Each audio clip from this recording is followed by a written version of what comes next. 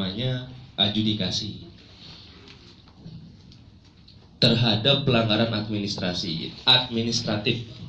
Kalau dulu di pilkada yang namanya pelanggaran administratif itu ialah pelanggaran politik uang gitu ya, mindsetnya, yang bersifat TSM, terstruktur, sistematis, dan masif.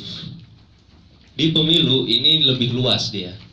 Ada administratif biasa, ada yang TSM begitu. Termasuk di dalamnya ada politik uang. Jadi untuk Bawaslu Kabupaten Kota kewenangannya hanya di administratif saja. Untuk yang TSM itu menjadi kewenangan Bawaslu RI. Sehingga dalam pembelajaran kita kali ini kita hanya membahas terkait dengan pelanggaran administratifnya saja.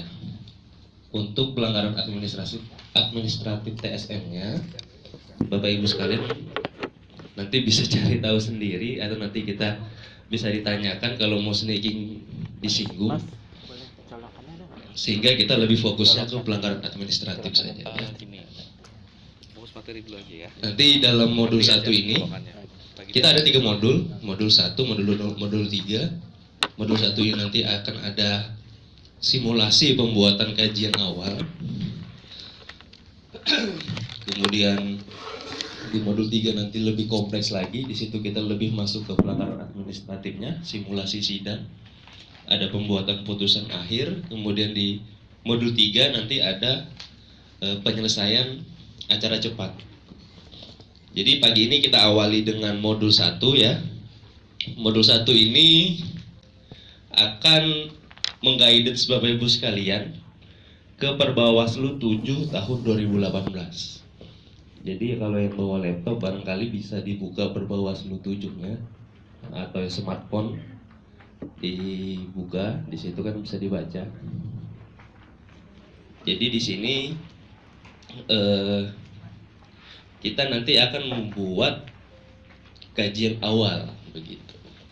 Sebelum masuk ke sana, sedikit nanti penyampaian dari saya. Barangkali ilustrasi kasusnya sudah dibagiin, belum ya? Nanti dibagiin. Jadi sedikit saya ingin menyampaikan. Di sini ada materinya ya, begitu ya. Ya. Di sini saya fasilitator merangkap narasumber. Karena salah satu tenaga ahli kita, Pak Abdullah Iskandar, kebetulan beliau orang Palu, jadi beliau lagi di Palu saat ini menjenguk keluarganya, gitu. Jadi terkait dengan Perbawaslu 7, bagaimana materinya?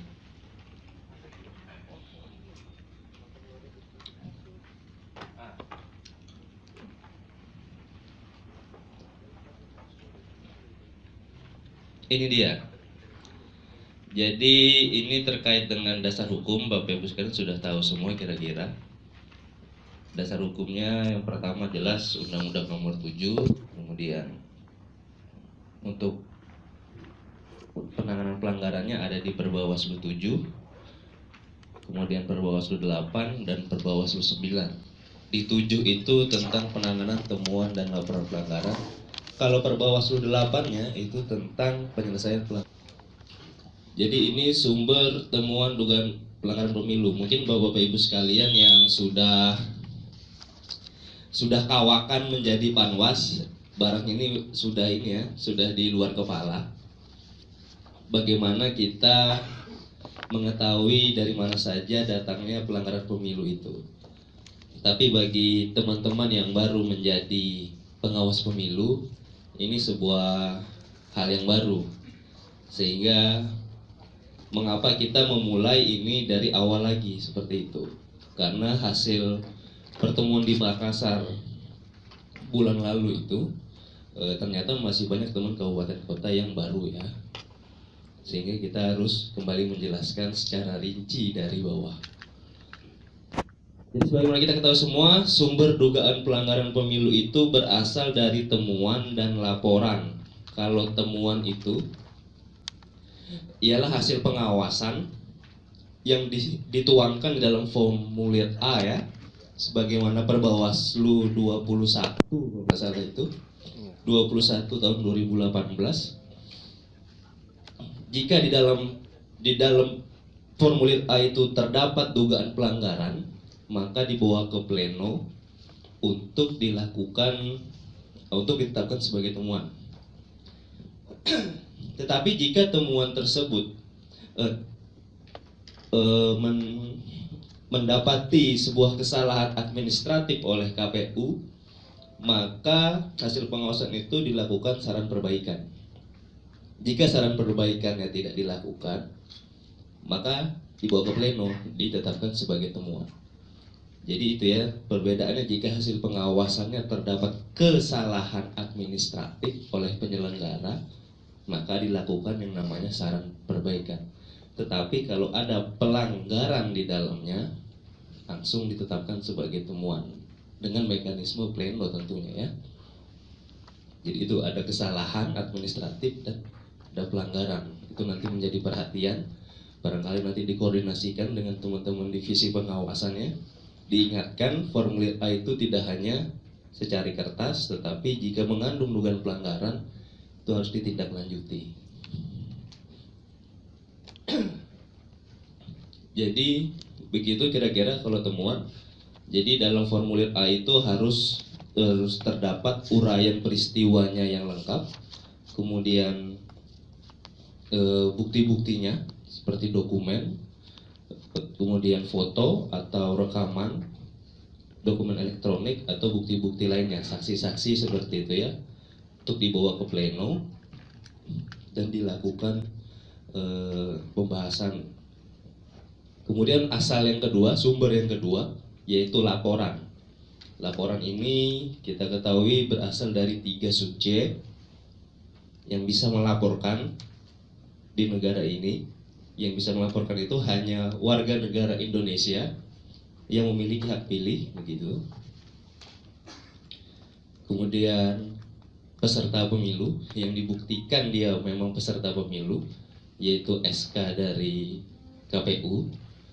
Kemudian pemantau pemilu yang tentunya telah teregistrasi ya, pemantau pemilunya. Hanya 3 subjek itu yang dapat melaporkan ke pengawas pemilu terkait dugaan pelanggaran pemilu.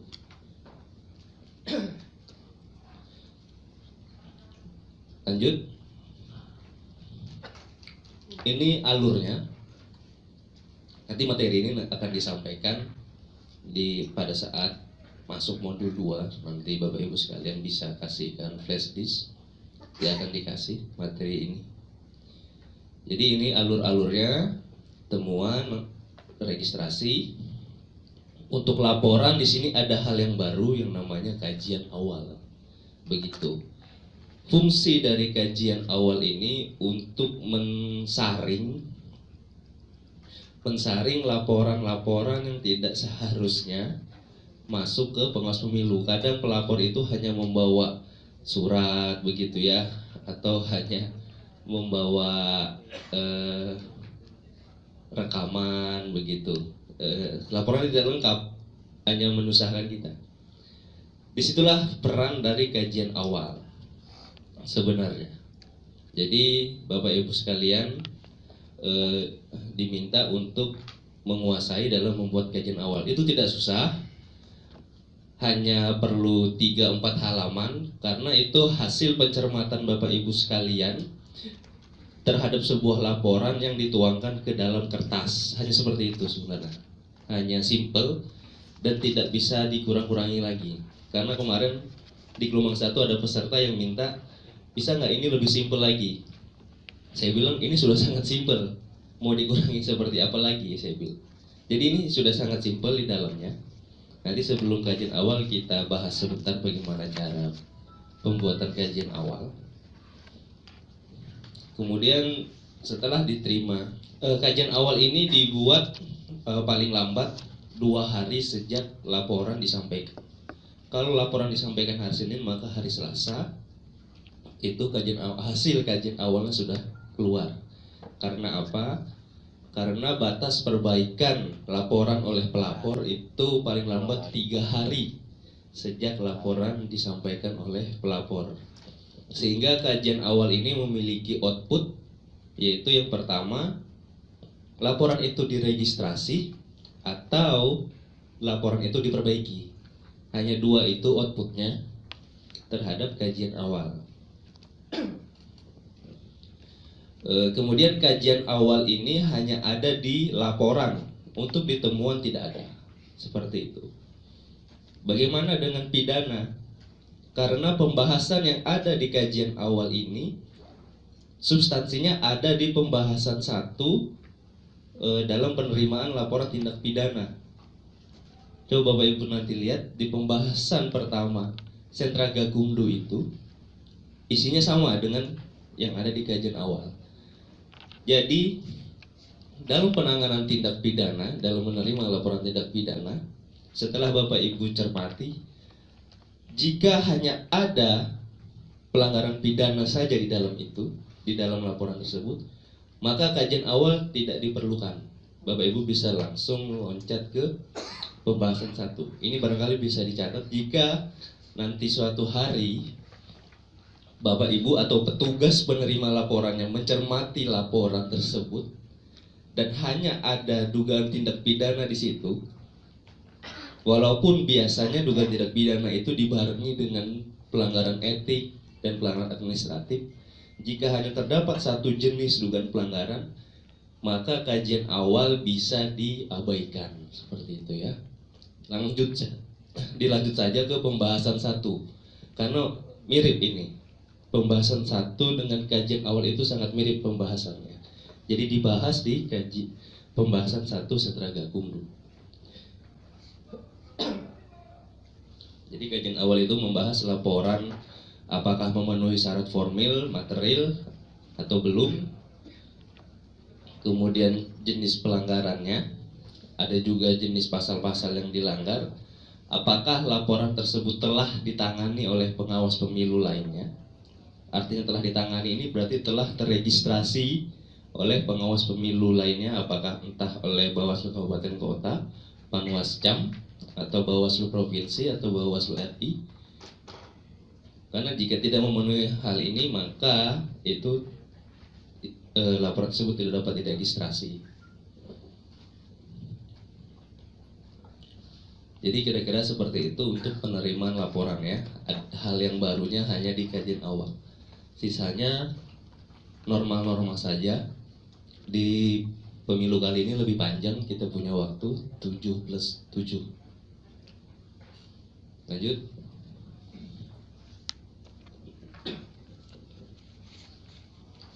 Ini dalam kaitannya dengan temuan informasi awal dan investigasi. Jadi informasi awal itu yang seperti apa?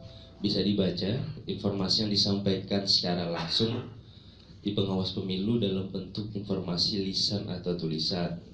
Bisa melalui SMS, email, atau halaman resmi. Biasanya di website kita itu ada halaman aduan ya, kolom aduannya.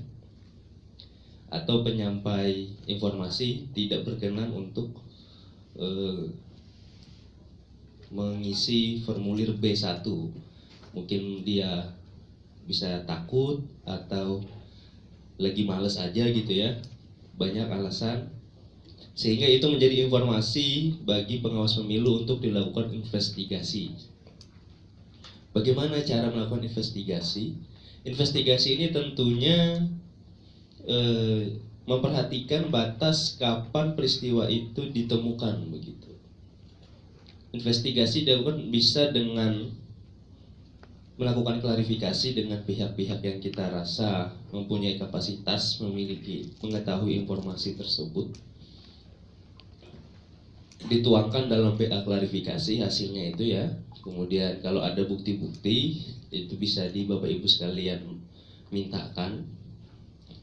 Kemudian setelah itu baru hasil investigasi dijadikan laporan hasil pengawasan, kembali dituangkan ke dalam formulir A, dibawa ke pleno. Jika pleno menyepakati untuk dijadikan temuan, maka diregister sebagai temuan.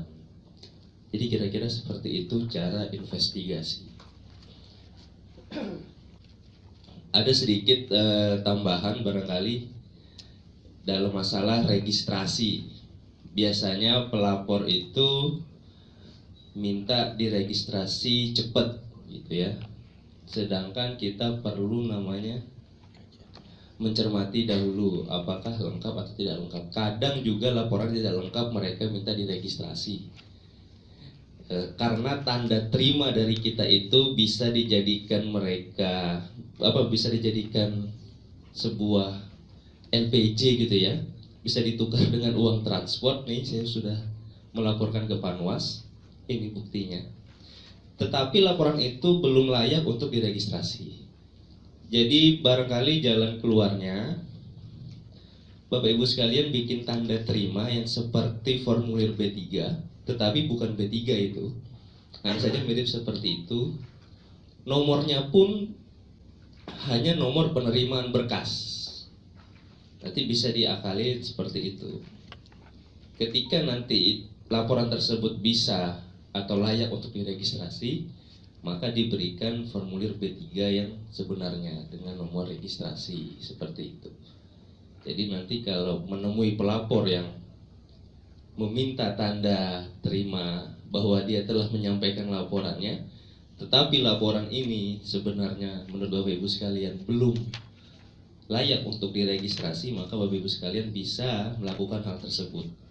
Jadi nanti bikin tanda terima, modelnya mirip B3, diisilah di situ bahwa saudara ini telah menyampaikan pada tanggal sekian jam sekian apa aja yang disampaikan begitu ya. Nomornya itu nomor penerimaan berkas.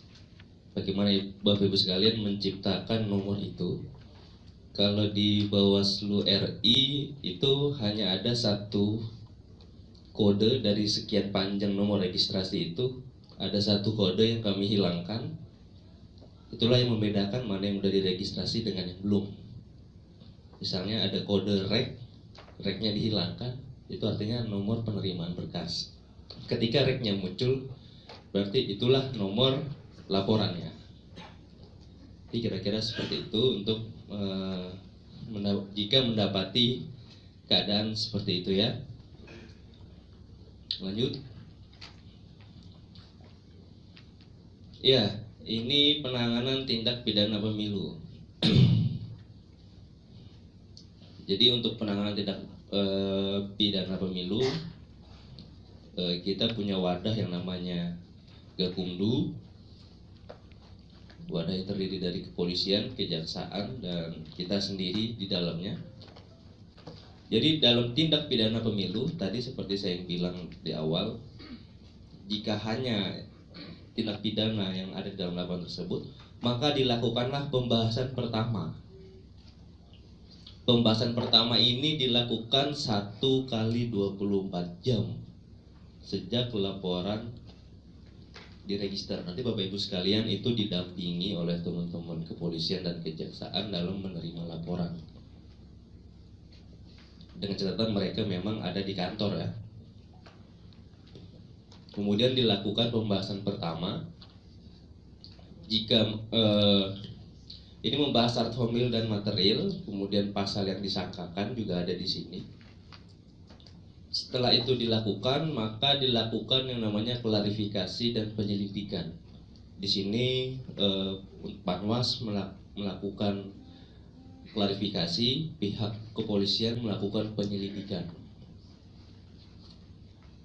Kemudian setelah itu dilakukan pembuatan kajian dan laporan hasil penyelidikan. Laporan hasil penyelidikan itu untuk polisi ya, kalau kajian untuk kita. Itu semua dibawa ke pembahasan kedua. Nanti akan ada rakornya seperti ini, khusus membahas, membedah hal-hal seperti ini. Tapi di sini kita tidak terlalu rigid membahasnya untuk tindak pidana pemilu. Kemudian pembahasan kedua, jika memang ini merupakan tindak pidana, nanti akan diteruskan ke penyidikan. Di penyidikan, pelapor itu akan diminta untuk melaporkan ulang. Jadi dia 2 kali melapor. Yang pertama dia melapor di Panwas, di Bawaslu. Jika memang lolos pembahasan kedua, Gakumdu menyepakati ini dugaan tindak pidana pemilu, maka diteruskan penyidikan. Di penyidikan ini pelapor akan diminta lagi membuat laporan tapi ke polisi, ke SPK ya, sarana sentra pelayanan kepolisian itu. Yang sering jadi kendala, pelapor tidak mau melaporkan ke polisinya karena dia menganggap saya sudah melapor di Panwas, buat apa lagi saya melapor ke polisi. Nah, bagaimana jika menemukan keadaan seperti itu? Barangkali satu-satunya cara, ada 2 cara sebenarnya. Cara pertama, Bapak Ibu sekalian berkomunikasi dengan pelapor, bagaimana bahasa yang tepat, bagaimana cara Bapak Ibu sekalian berkomunikasi dengan pelapor agar yang bersangkutan mau melapor ke SPK. Atau satu-satunya cara, Bapak Ibu sekalian lah yang menjadi pelapornya, pengawas pemilu lah yang menjadi pelapornya ke polisi, seperti itu. Tentunya nanti dibarengi oleh kerepotan dalam pemanggilan sebagai saksi di BAP seperti itu ya, akan mengganggu sedikit kinerja Bapak Ibu sekalian.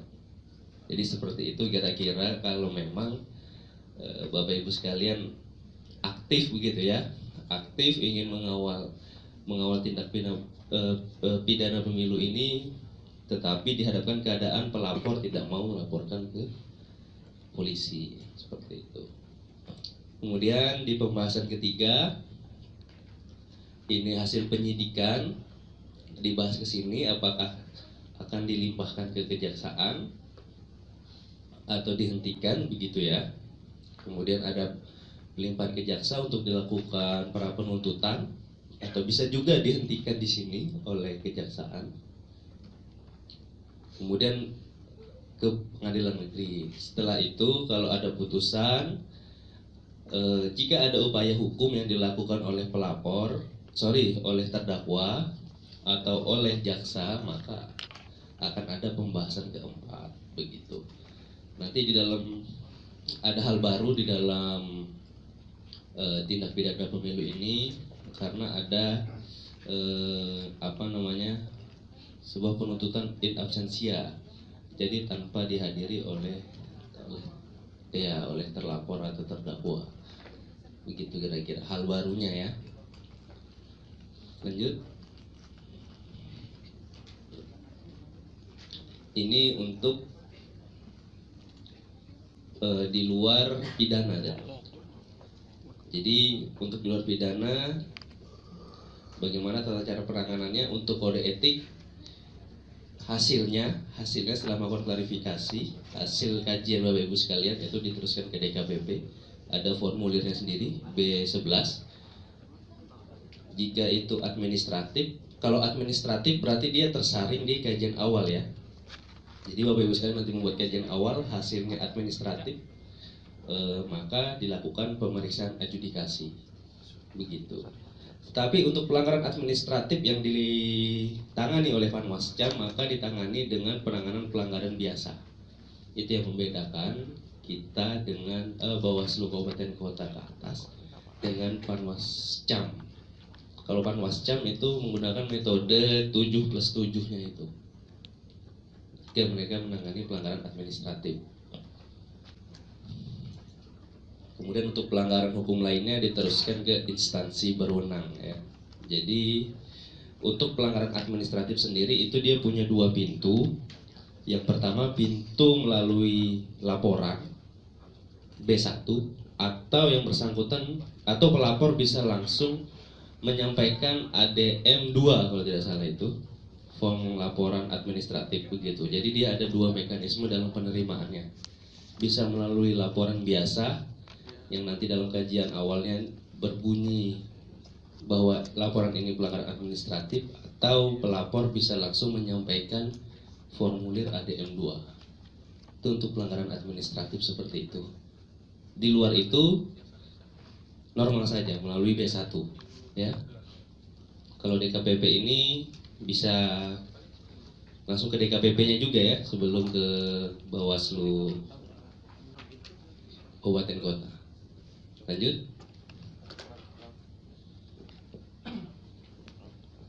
Ya, ini hal-hal yang perlu diketahui. Yang pertama adalah hari. Ini banyak pembahasan hari, terutama dengan rekan-rekan Gakumdu. Kalau di kita hari adalah hari kerja. Jika Bapak Ibu menemukan kata hari itu ya, itu dimaknai hari kerja. Jam 8 sampai jam 16. Jadi dia tidak tidak mengayun seperti itu. Jadi Bapak Ibu sekalian dalam menangani pelanggaran-pelanggaran atau menerima laporan itu hanya di jam kerja. Jadi diberi penjelasan jam 8 sampai jam 16. Jadi Bapak Ibu sekalian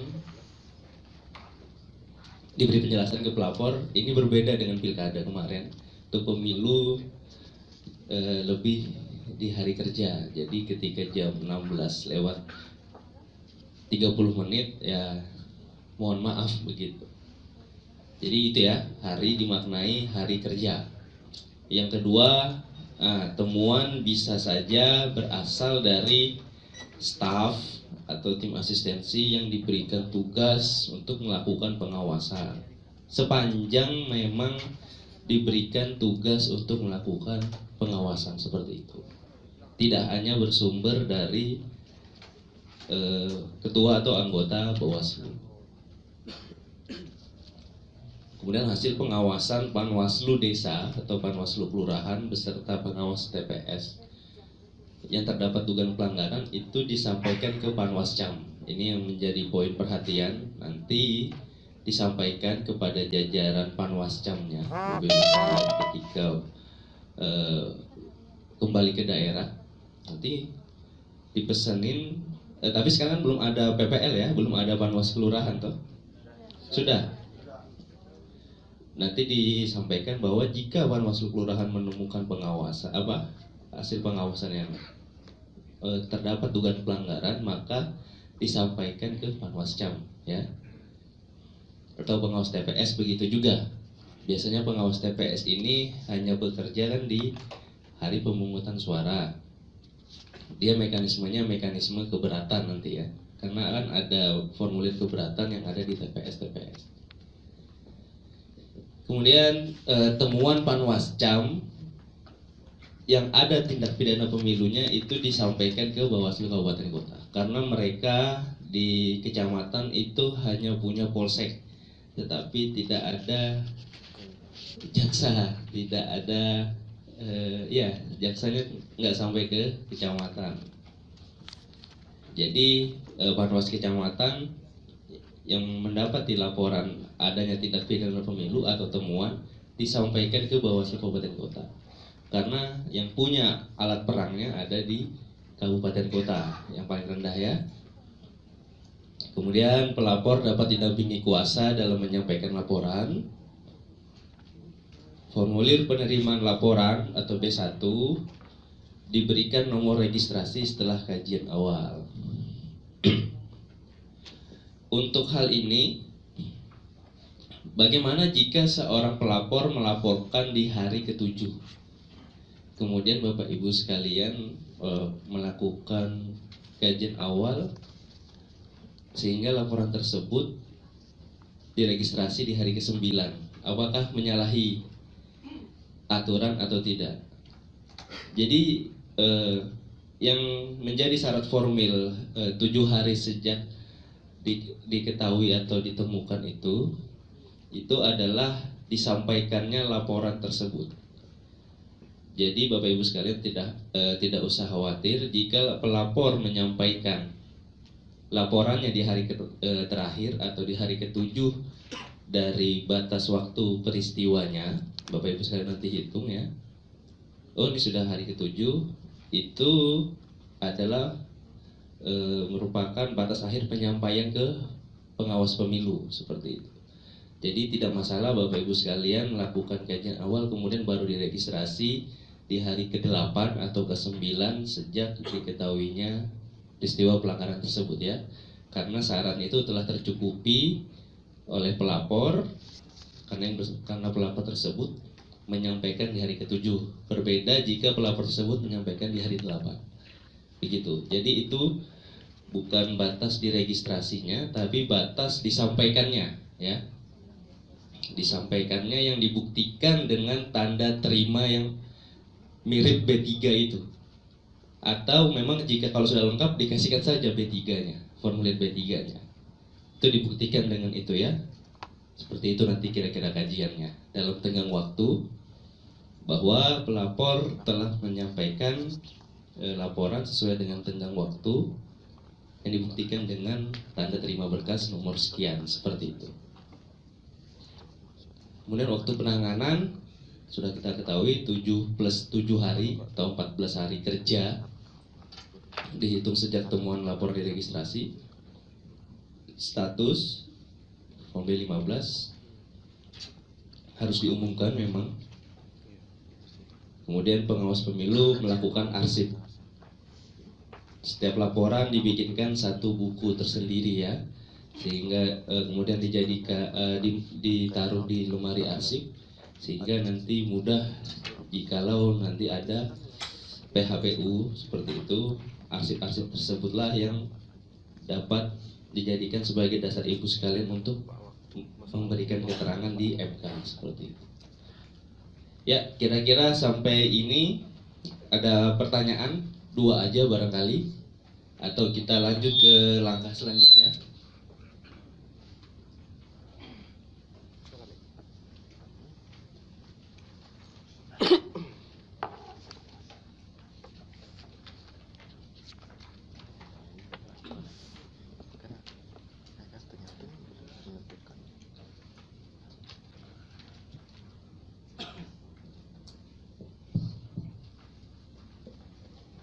Ada berapa?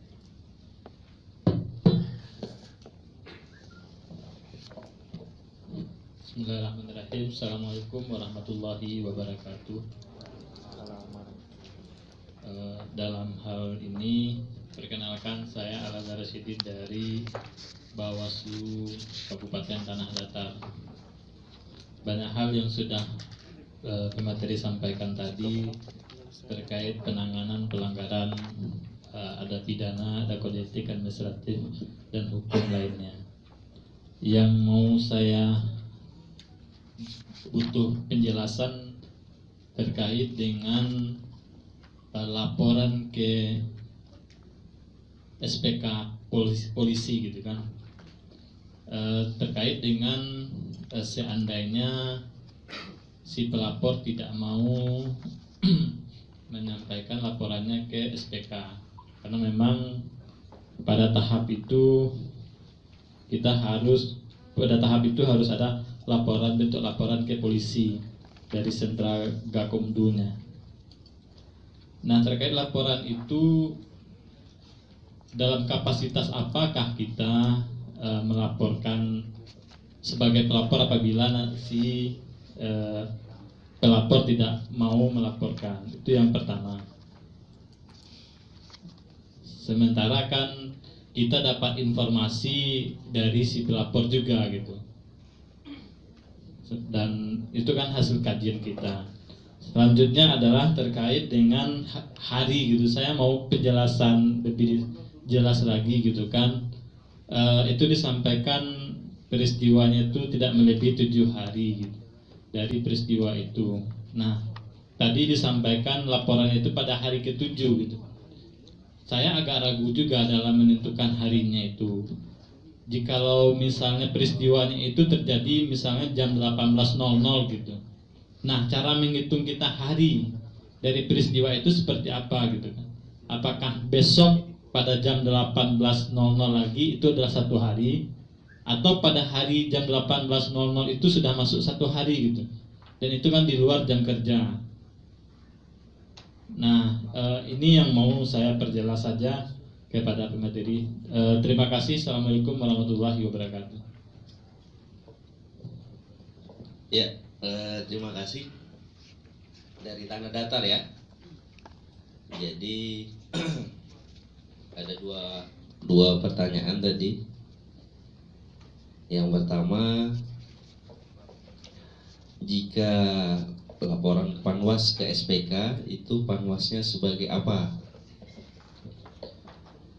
Ya, jadi mengapa harus melaporkan kembali ke polisi, karena ini menjadi dasar buat mereka nanti jika tidak ada laporan ini maka anggaran operasionalnya tidak dapat dicairkan. Jadi perlu laporan ini sebagai pertanggungjawaban kaitannya dengan anggaran ya, sehingga harus melaporkan lagi anggaran untuk dilakukan penyidikan. Kemudian Panwasnya sebagai apa? Di situ tentunya sebagai pelapor. Siapa tadi? Bapak ya, Bapak yang dari Tanah Datar. Jadi Panwasnya di situ sebagai pihak pelapor yang disampaikan kepada kepolisian. Nanti bagaimana bunyi dari BAP-nya nanti tergantung teman-teman kepolisian bagaimana membunyikannya. Tapi yang jelas Bapak Ibu sekalian bukan sebagai tersangka, itu yang harus dipastikan. Nanti sebagai pelapor ya. Kemudian yang kedua, masalah hari terkait menghitung 7 hari sejak diketahui atau ditemukan. Jadi di situ memang ada pemaknaan yang berbeda, apalagi jika kita dalam penanganan pelanggaran. Untuk temuan itu hanya disebutkan temuan disampaikan 7 hari sejak ditemukan dugaan pelanggaran. Tetapi untuk laporan berbeda lagi, 7 hari kerja ada kerjanya.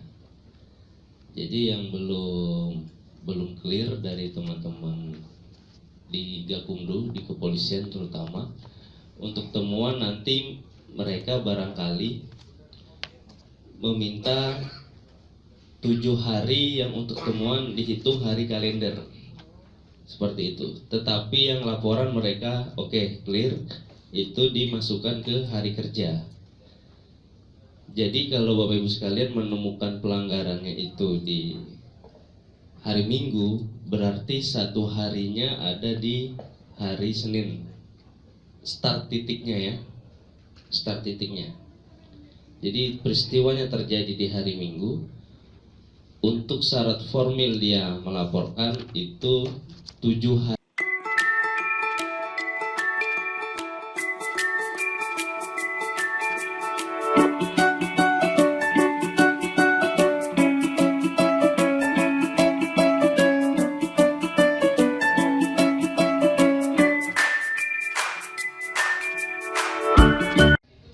Dan kalau saya sih pribadi sebenarnya ketika kita mencermati berkas laporan itu dan kita sudah tahu ini pelanggaran administratif, alangkah baiknya tidak usah kajian awal, langsung aja diberitakan kepada pelapornya, Bapak ajukan formulir ADM 2 dan bukti-buktinya, berkas tujuh rangkap itu dileges seperti itu ya. Jadi kemudian satu lagi, biasanya ada kendala geografis. Leges itu saya kurang tahu, leges itu hanya di kantor pos besar ya, kantor pos kota, kabupaten kota. Kalau di kecamatan nggak bisa ya? Bisa? Oh nggak bisa ya? Nah itu nanti menjadi sebuah kendala, tapi kami belum merumuskan. Artinya kalau seperti Bapak Ibu yang di Papua Barat itu kan susah, harus ke kantor pos besar ya, perlu ongkos seperti ya, dan ongkosnya juga mahal. Nah kami sedang merumuskan bagaimana jika hal itu terjadi, apakah tidak usah dileges atau bagaimana ya. Jadi nanti akan dalam waktu yang tidak lama kami akan membuat sejenis surat petunjuk, itu surat edaran jika hal seperti itu bagaimana, apakah perlu dileges. Ya silakan.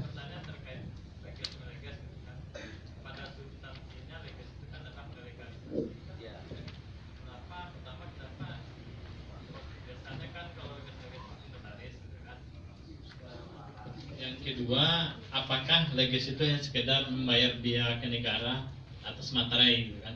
Karena pengalaman saya ketika sidang adjudikasi kemarin itu, dokumen partainya dileges oleh pos. Saya menganggap bahwa itu sudah sesuai dengan aslinya gitu kan. Ternyata ketika dalam pemeriksaan persidangan saya konfirmasi itu adalah hasil scan gitu kan, bukan asli gitu kan. Jadi apakah pertanggungjawaban orang yang leges ini gitu kan? Kalau di notaris berarti dia melegalisasikan, dia melihat gitu, memeriksa. Kalau tidak sama dengan aslinya, dia tidak mau melegalisasi gitu kan.